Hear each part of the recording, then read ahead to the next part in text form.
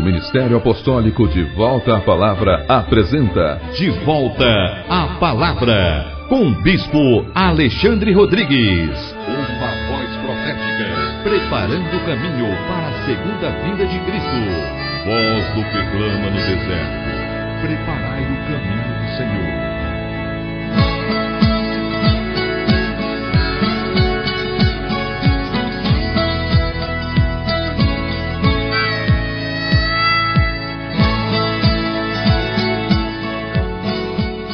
Todos haverão de morrer, e ao chegar do lado de lá, meu Jesus da glória, meu Deus do céu, eu gastei a minha vida inteira correndo atrás das coisas, e agora estou do lado de cá despido, e não posso ou não pude carregar nada. Ah, queridos, do outro lado de lá, vamos entender que tudo aquilo que a gente valorizava não valia nada. Tem algum valor? Tem, lógico. Uma casa tem valor, um apartamento tem valor, um salário gordo tem valor, mas é um valor efêmero, passageiro, e por isso nosso coração não pode se apegar a isso. Devemos fazer como o apóstolo Paulo diz, nos utilizar deste mundo como se dele não precisássemos. É não ser dominado pelas coisas. Você tem que dominá-las e não ser por elas dominado. É você ser, na verdade, um administrador, administrar aquilo que vem às tuas mãos e todos os dias agradecer a Deus, porque Deus é bom e nos abençoa com estas coisas a cada dia. Agradecer a Deus. Ah, irmãos, quando eu chego em casa, que eu vejo minha família, minha esposa, minhas duas filhas, aí começa a chover, eu olho lá fora aquela chuva caindo, e eu lembro tanta gente sem um teto, tanta gente sem uma coberta, tanta pessoa sem a comida, e eu não sou diferente de nenhum deles. Nenhum. E eu não quero explicar essas coisas, eu não sei. Eu só sei de uma coisa, eu falo, Jesus, muito obrigado pela tua bondade, pela tua graça e pela tua misericórdia. E eu só peço que Deus me dê um coração sensível para eu viver para Ele, pelo menos como o mínimo de retribuição, embora Ele não nos dá nada para ser retribuído. E nem podemos nós retribuí-lo, mas o mínimo que podemos falar, Senhor, então me dê também a graça de te servir, pelo menos, né? Ser grato ao Senhor. Dar a Ele a honra, a glória, o louvor, aleluia, tudo é do Senhor. Mas muitos naquele dia, ao cruzarem a linha para o outro lado, vão se dar conta que viveu buscando as coisas materiais, passageiras, enquanto que as coisas verdadeiramente eternas, ele não buscou. Em consequência de não podermos levar, daremos conta de que tudo o que temos não era nosso. Absolutamente. É o princípio da mordomia que nós começamos. Salmo 24, versículo 1, do Senhor é a terra e a sua plenitude e tudo o que há no mundo. Por que as pessoas não vivem para Deus? Pense um pouco. Por que você não tem tempo para Deus? Por que Deus ocupa o 10º, 20º lugar de nossas vidas? Pense um pouco comigo, o que está em primeiro lugar na sua vida? Não é para responder, não. Nem para se acusar, não. É para refletir um pouco, pensar. Pensar é bom, é saudável. Pensar traz vida. Pensar traz mudança. O problema é que nós não pensamos, né? O que está em primeiro lugar na sua vida? Ah, em primeiro lugar na minha vida estão meus filhos. Tocou no meu filho, o diabo sai da garrafa. A primeira coisa da minha vida está o meu trabalho. É sagrado. Trabalho em primeiro lugar. Será que é assim? Está a minha família, o meu carro. Tem carro, irmãos, que a pessoa tem aquilo tanto dentro do coração, que o filho não pode comer pipoca dentro do carro. Lá fora, vai sujar o carro aqui, ó. Isso não é seu, querido. mas nós usurpamos. O pior é quando o marido usurpa a esposa, né? É minha. Psst. Escraviza. A mulher, coitada, está morrendo, sufocada, porque não pode nada. Pior é quando acontece o contrário, né? A mulher respira e o marido anda na coleira. Psst.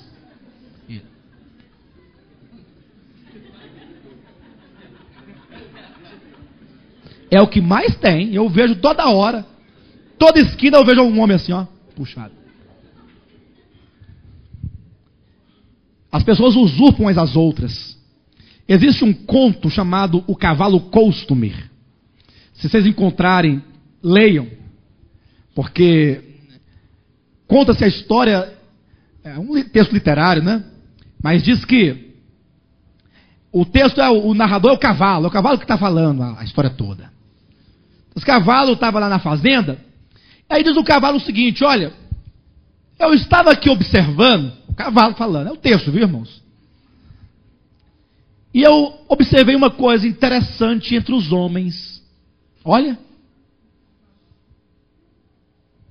é que esses homens trazem na boca constantemente os pronomes possessivos. Meu cavalo, minha fazenda, minha mulher, meu gado, meu dinheiro, meu empregado. E o cavalo falou assim: eu acho isso muito estranho. Como é que ele pode falar que eu sou dele? Tem sentido? Agora, não tem sentido essa atitude, mas tem sentido o texto? Será que esse cavalo está doido? Esse cavalo está esperto demais. Ele está descobrindo que os homens são usurpadores.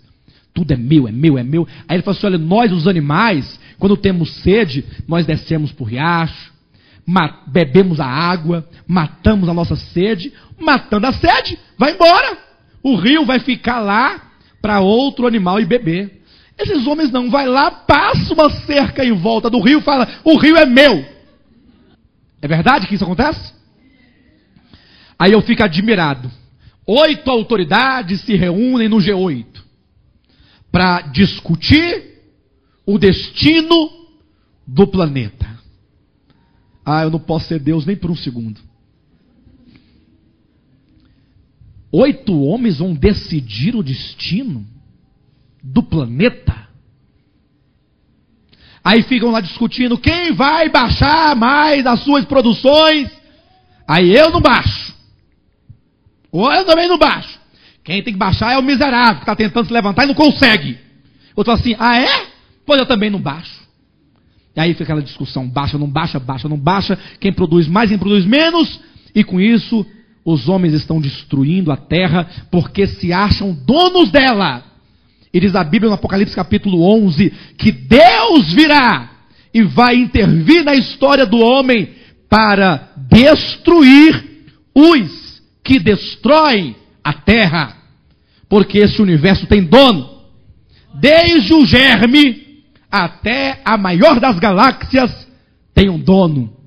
Deus é o dono de tudo.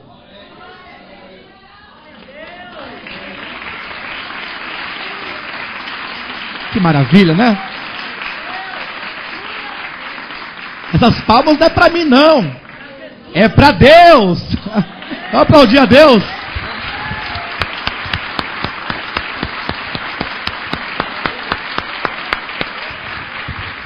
Deus é o dono de tudo. Tudo é dele. O ar que você respira é dele. Seu cabelo é dele. Sua pele é dele. Tudo, tudo, tudo é dele. Ele é o grande, é o homem rico, dono do universo, que simplesmente nos emprestou as coisas para que nós delas cuidássemos. O homem se dará conta, o homem que passar a cruzar a linha do tempo para a eternidade com a morte, se dará conta de que há um juízo do qual nenhum mortal poderá livrar-se. Sabia disso? você hoje faz e acontece, né? Calma. Sejam coisas boas ou más, seja o que for. Eu sei que hoje está tudo muito obscuro, né? Hoje em dia as pessoas julgam umas às outras. Falam, eu não vou fazer isso por causa disso, né? E hoje em dia não tem muita certeza das coisas. Mas a Bíblia diz de que todos nós haveremos de comparecer diante do tribunal de Cristo. Jesus vai nos julgar. A Bíblia diz que Ele vai julgar tudo. As palavras ditas de maneira responsável ou irresponsavelmente. Os atos. Os pensamentos tramados e maquinados. Não são os pensamentos, não.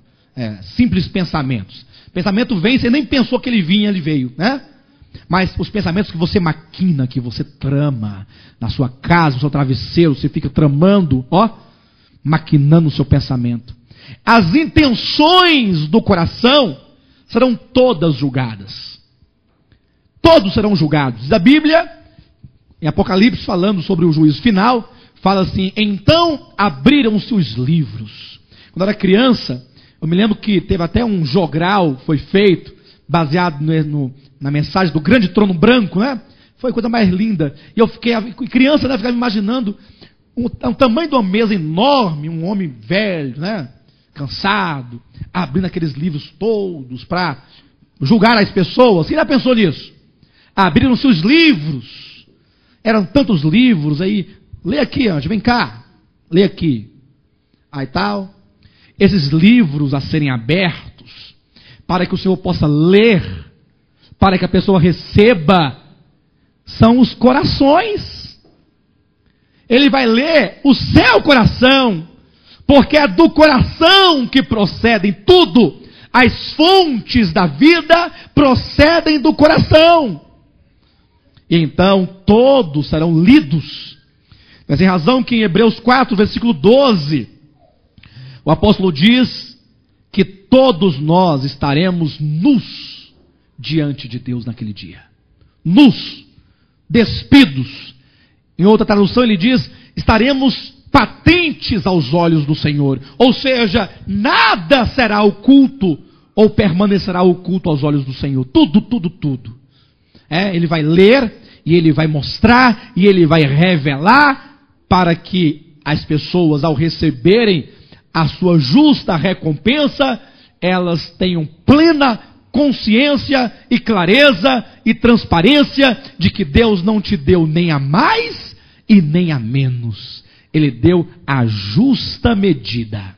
Com respeito à vida eterna e à morte eterna, aqueles que morreram sem um filho de Deus não têm a vida. Quem morreu tendo o filho de Deus, ou quem esperou a vida de Cristo estando vivo, tendo o filho de Deus, esse tem a vida. Mas mesmo os que têm a vida, não sendo eles julgados contra a vida e a morte, porque eles já não entram em juízo, mas passaram da morte para a vida, todavia serão julgados pelos seus atos, palavras, tudo o que eles fizeram, para saber se receberão durante o reino milenar disciplina ou galardão.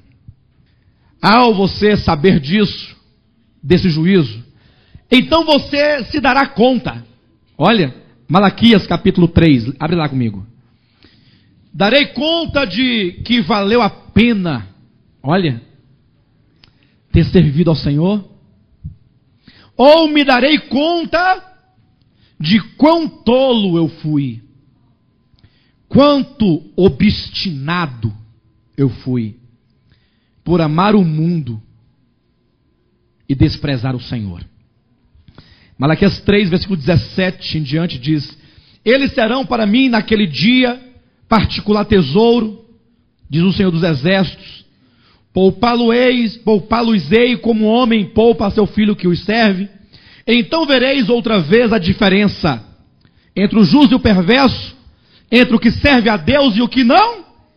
Então vereis outra vez a diferença entre o que serve a Deus e o que não.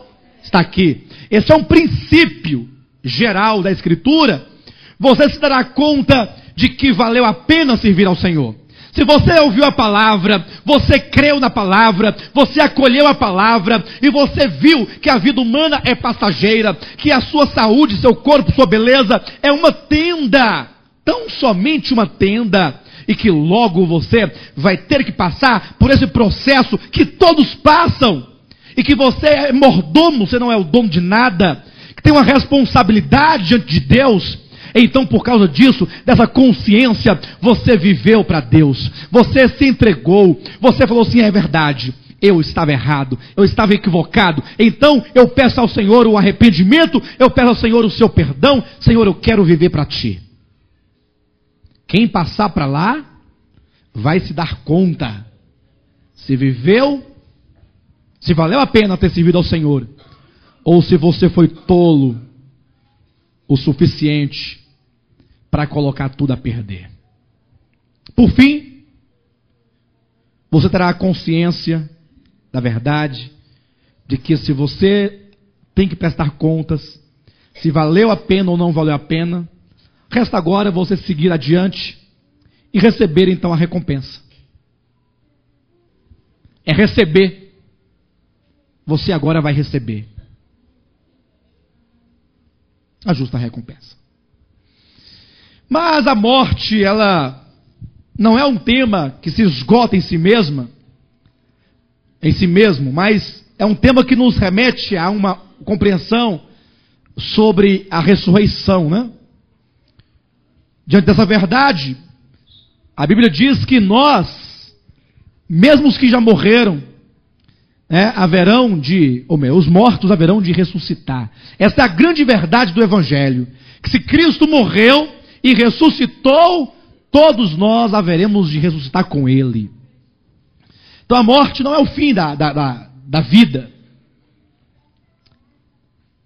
mas logo nós nos daremos conta disso. Olha a sua Bíblia em Eclesiastes, capítulo 12, ou melhor, Eclesiastes capítulo 11. Capítulo 11, versículo 9.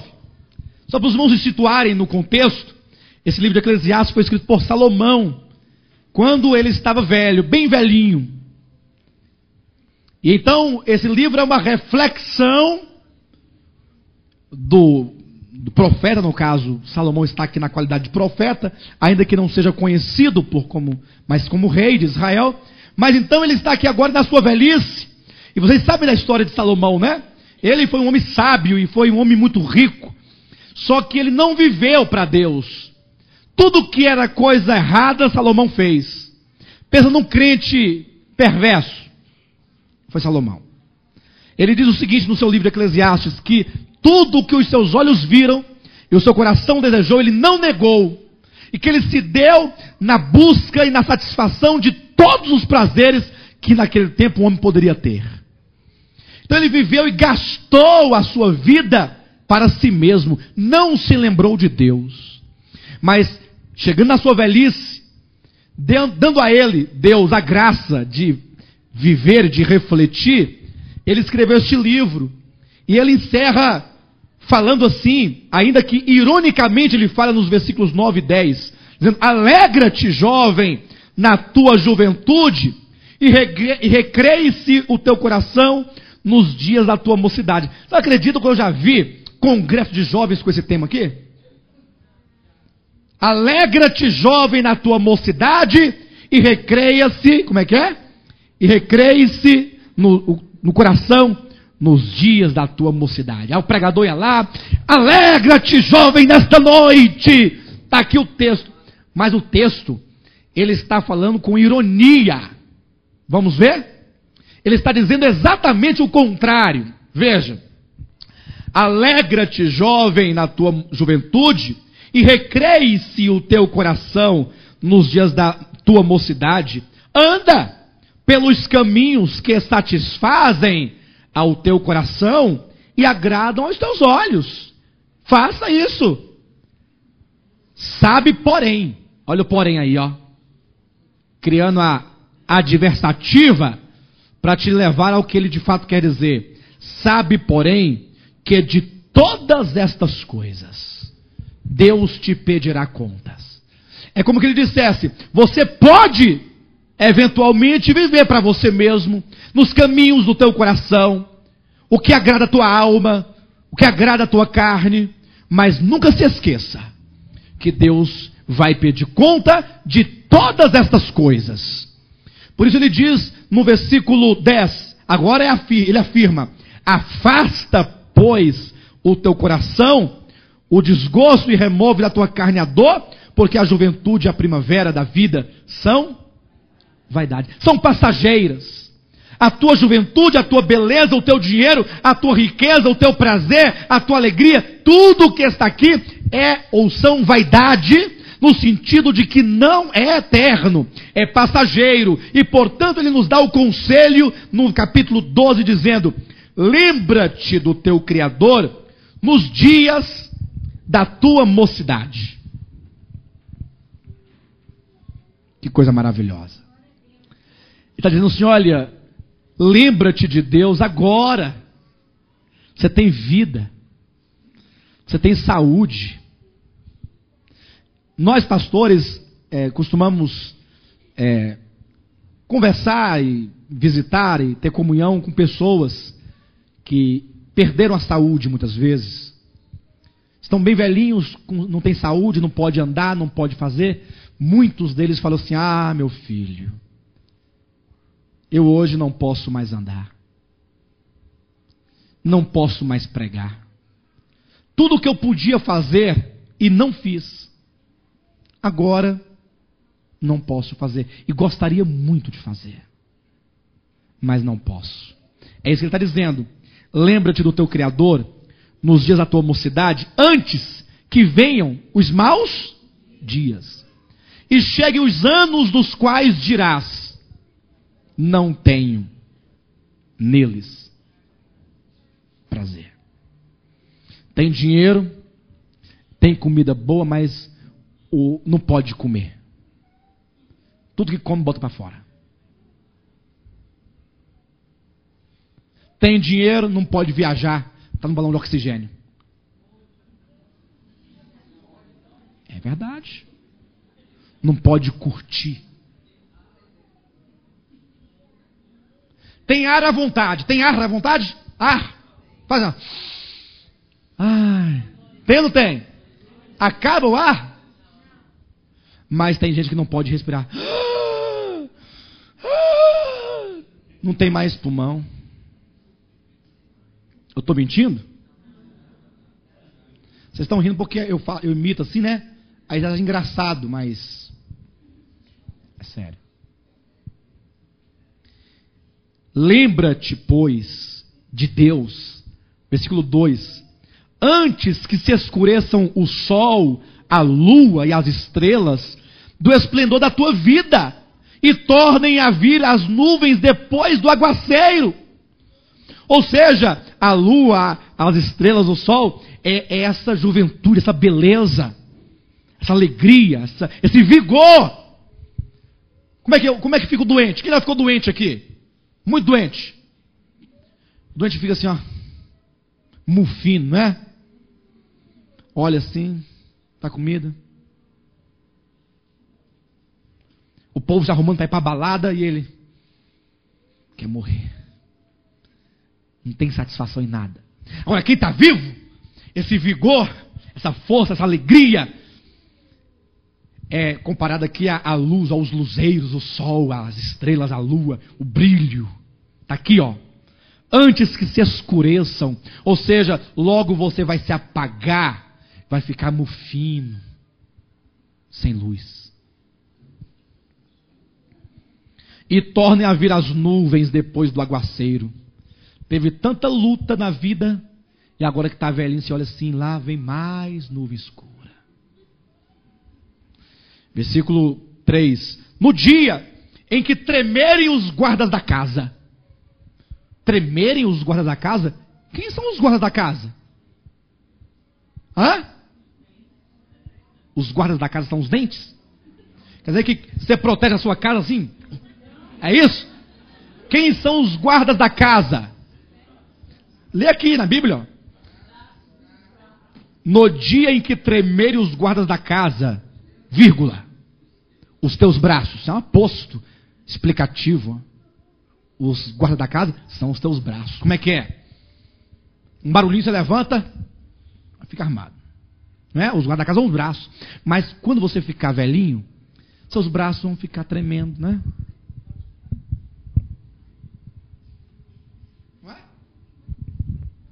Você hoje pode servir a Deus. Você tem força. Meu irmão, não faz isso não. Hoje você pode. Amanhã, os teus braços estarão trêmulos, sem força. Está aqui, ó. E se curvarem os homens outrora fortes. Quem são os homens outrora fortes? As pernas já não ficam mais assim, elas ficam assim. Hã? Está aqui, ó. Vai. E cessarem os teus moedores da boca. Agora são os dentes, né? E cessarem os teus moedores da boca, por serem poucos. Tem um de um lado, outro do outro, né? Irmãos. Isso aqui é a mais pura verdade. Aí quando morde, aí passa um pelo outro, assim, ó. Um do lado do outro, né? Muito engraçado. E se escurecerem os teus olhos nas janelas. Se olhar na janela assim, ó. Aí você de repente, aí se apaga lá na frente. Só vê pertinho aqui, ó. Tem uns que já estão assim, né? Versículo 4. E os teus lábios, quais portas da rua, se fecharem.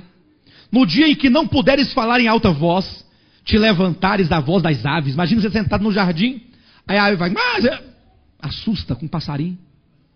É assim que é verdade. E todas as harmonias, filhas da música, te diminuírem. Como quando temeres o que é alto. Já viu como é que um velhinho sobe no ônibus? Quem já viu um velhinho subir no ônibus, uma velhinha? Como é que você sobe no ônibus? Né? Mas aqui é o fim de todos, queridos.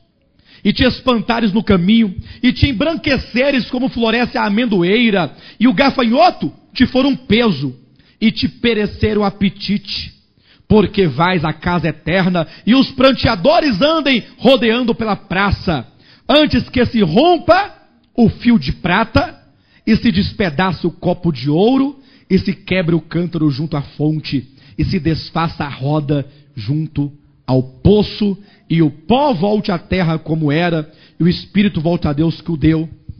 Vaidade de vaidade, diz o pregador, tudo é vaidade. Portanto, lembra-te, eu quero convidar a vocês a se lembrarem de Deus hoje. O objetivo dessa palestra não é outro, senão falar para todos vocês que todos nós precisamos fazer uso do dia que se chama hoje. Nos voltarmos para Deus. Viver para Ele. Amar a verdade. Deixar de lado a mentira. E passar por cima de tudo por causa da verdade. Abrir mão de tudo por causa da verdade. Ainda que esta verdade te custe a vida, mas se é a verdade de Deus, chegou a você. Se a Bíblia Sagrada é a verdade de Deus, ela está à tua disposição hoje. Ame a verdade. Ame a Bíblia Sagrada. Dirija a tua vida à luz desta palavra.